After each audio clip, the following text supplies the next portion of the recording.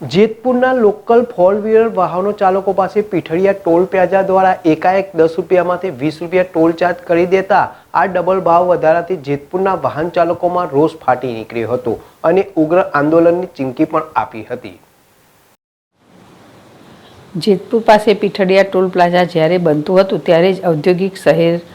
જેતપુરની dying and printing association અને chambers of commerce દ્વારા વિરોધ કરવામાં આવ્યો હતો। આ વિરોધને ઠારવા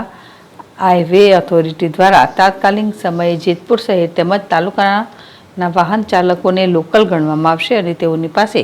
આજીવન 5 રૂપિયા ટોલ આજે વસૂલવામાં આવશે તેવી મૌખિક બાહેંધરી આપવામાં આવી હતી, પરંતુ પ્લાઝા દ્વારા 5ના 7 રૂપિયા અને 7ના 10 રૂપિયા ટોલ ચાર્જ કર્યો હતો અને 3 મહિના પૂર્વે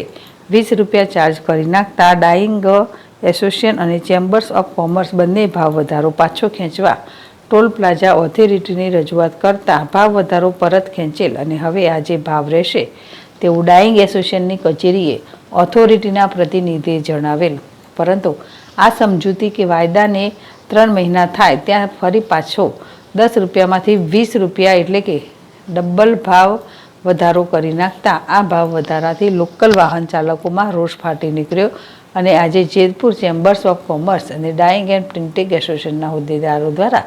પીઠળિયા ટોલ પ્લાઝાએ જઈ ભાવ વધારો પાછો ખેંચવાની રજૂઆત કરી હતી।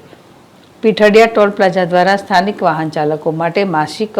255 રૂપિયાના પાસ તેમજ અન્ય વાહનોના ટોલ ચાર્જમાં ઘટાડો કર્યો તે આવકાર્ય છે, પરંતુ ફરી ટોલ પ્લાઝાએ સ્થાનિક લોકલ વાહન ચાલકોના દરમાં એકાએક ફરી 10 રૂપિયાનો ભાવ વધારો કરી 20 રૂપિયા કરી નાખ્યો તે ચલાવી લેવામાં નહીં। અમોએ ટોલ પ્લાઝાના 2 દિવસમાં ભાવ વધારો પાછો ખેંચવાનો સમય આપ્યો છે અને 2 દિવસમાં કોઈ નિર્ણય નહીં આવે તો અમે રાજકીય આગેવાનોને સંસ્થાઓને સાથે રાખીને જલ્લદ આંદોલન કરવાની ચીમકી આપી છે। સાથે જેતપુરથી રાજકોટ વચ્ચે 6 લેન રોડનું કામ ચાલુ છે તે પૂર્ણ ન થાય ત્યાં સુધી ટોલ માફ કરવો જોઈએ। જ્યાં સુધી રોડનું કામ પૂર્ણ થાય ત્યાં સુધી ટોલ માફ કરો અથવા તો ભાવ વધારો પાછો ખેંચો। પીઠળિયા ટોલ પ્લાઝાને અડીને જ ગામ આવેલ ત્યાં સરપંચ આ અંગે જણાવેલ કે જ્યારે આ ટોલ પ્લાઝા બને ત્યારે મૌખિક બાહેંધરી આપવામાં આવેલ હતી કે પીઠળિયાના લોકો માટે કોઈ ટેક્સ આપવાનો રહેશે નહીં, તેમ છતાં પીઠળિયાના લોકો પાસેથી ટેક્સ વસૂલવામાં આવે છે તેમજ પીઠળિયા ટોલ પ્લાઝા પીઠળિયા ગ્રામ પંચાયતમાં આવતું હોવાથી પીઠળિયા ટોલ પ્લાઝા વ્યવસાય વેરો ભરતા નથી। સાથે ટોલ પ્લાઝા દ્વારા તે વેરો ગાંધીનગર અને દિલ્હીમાં ભરવામાં આવતો હોવાનું કહેવામાં આવે છે। ટોલ પ્લાઝાએ ગ્રામ પંચાયતનો વેરો ભરવો જોઈએ। અગાઉ પણ ટોલ પ્લાઝાને ગ્રામ પંચાયત દ્વારા નોટિસ આપવામાં આવેલ છે। ફરીવાર ટોલ પ્લાઝાને વેરા નોટિસ આપી આગળની કાર્યવાહી કરવામાં આવશે। પીઠળિયા ટોલ પ્લાઝાના મેનેજર સાથેની વાતમાં ભાવ વધારાનો નિર્ણય છે તે નેશનલ હાઈવે ઓથોરિટીનો છે। અમારી કંપનીને ભાવ ઘટાડા કે વધારવાનો નિર્ણય લેવાની સત્તા નથી, જેથી અમને ભાવ વધારાની રજૂઆત મળેલ તેને ઉપલી કચેરી સાથે વાત કરી નિર્ણય લઈશું। Suresh Palle, ZS TV, Jetpur.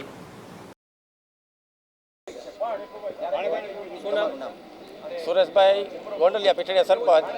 General. આજે આ ટોલ નાકાની જે માનો કે જે ટેક્સનો વધારો છે ટોલ નાકાનો એના બાબતેની આ મિટિંગને ધ્યાનમાં લઈને ચર્ચા કરવામાં આવી છે કે ભાઈ પીઠળિયાના જે લોકલ જે માનો કે 4 વ્હીલ વાહનો છે જે ખરેખર 0માં જ હોવા જોઈએ કે એને 10 કે 5ની સિસ્ટમને આંતરની કંઈ હોવું જ ન જોઈએ, કારણ કે જે તે સમયે આ ટોલ નાકું ચાલુ થયું ત્યારે જ આ વાત થઈ હતી જનરલ મૌખિક કે ભાઈ પીઠળિયાવાળાને 0માં જ ચાલશે ટોટલ 4 વ્હીલ વાહનો। પછી બીજા નંબરમાં માનો કે અત્યારે જે આ પીઠળિયા ટોલ પ્લાઝા છે એની ટોટલ કર્મચારી જે વેરો આવે, દાખલા તરીકે વ્યવસાય વેરો, એ પીઠળિયા હેડે જ એને જે તે સમયે ભરવાનો। આ લોકોને મૌખિક ફરિયાદ અમે 2-4 વાર કરી છે ત્યારે એ લોકો એમ કહેતા કે ભાઈ અમારે તો આ ગાંધીનગર અને દિલ્હીથી જ હેન્ડલ થઈ છે, એ લોકો ત્યાંથી ભરતા હોય છે, પણ જે તે એજન્સી જે માનો કે પીઠળિયામાં જ કામ કરે છે તો એને ખરેખર જે કંઈ ટેક્સ આવતો હોય એ પીઠળિયા હેડે જ ભરવાનો થતો હોય।